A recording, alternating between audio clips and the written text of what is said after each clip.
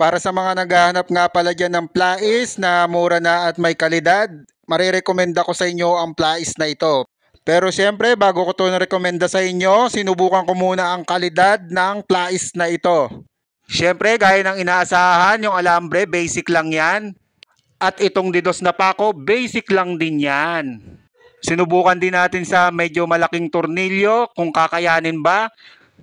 At syempre, kailangan mo lagyan ng kaunting puwersa at basic lang din naman yan. At susubukan din natin ito sa malaking pako.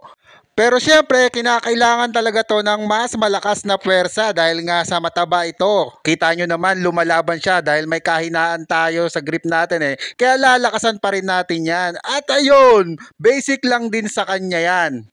At syempre, ininspeksyon natin kung nabungi ba. Hindi siya nabungi, natanggal lang ang pintura. At meron din niyang wire stripper na kasama. At 100 plus lang yan.